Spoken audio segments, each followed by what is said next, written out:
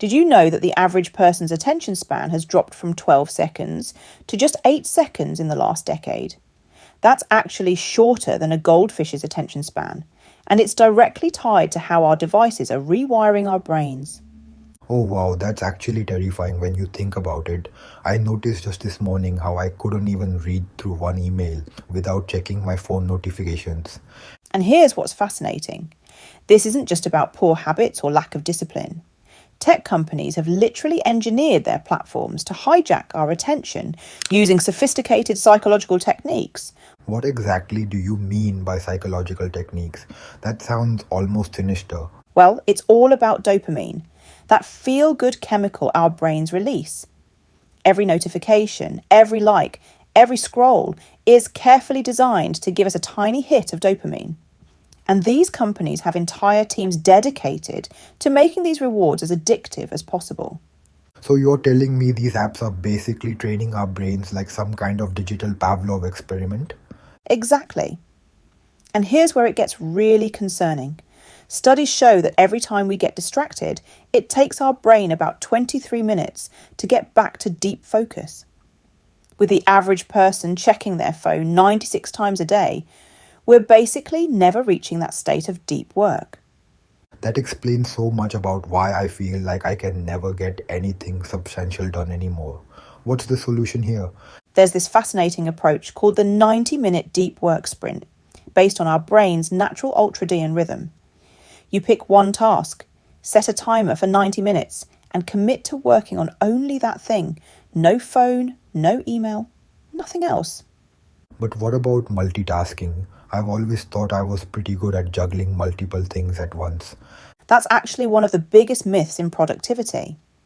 Research shows that our brains literally cannot focus on two complex tasks simultaneously. When we think we're multitasking, we're actually task switching, and it makes us up to 40% less productive. That's making me rethink my entire work strategy. But how realistic is it to eliminate distractions in today's connected world? It starts with environment design. Research from Harvard shows that a cluttered workspace can reduce cognitive performance by up to 30%. Even having your phone in the same room, even if it's face down and silent, reduces your cognitive capacity significantly. Just thinking about putting my phone in another room makes me anxious. That probably says something about our relationship with technology, doesn't it? Absolutely. And that anxiety is a symptom of what neuroscientists call digital dependency. The good news is we can reset our brains with something called a dopamine detox, 24 hours with zero digital stimulation. That sounds both terrifying and intriguing. Is there a way to start smaller? Yes. Start with the first hour rule, keeping the first hour of your day completely tech-free. Studies show this can increase productivity by up to 23%. Another powerful tool is the 2-minute rule. When facing a challenging task, commit to just 2 minutes of focused work. Those sound like manageable steps. What other practical strategies have you found helpful? Creating a focus ritual is crucial. Research from MIT shows that consistent pre-work routines can increase productivity by up to 28%. This could be deep breathing, stretching, or even just arranging your workspace in a specific way. You know what's really striking about all of this? It's how much of our attention we've unconsciously surrendered to these devices and platforms. Exactly. And the cost is enormous, not just in productivity, but in our ability to think deeply and create meaningful work.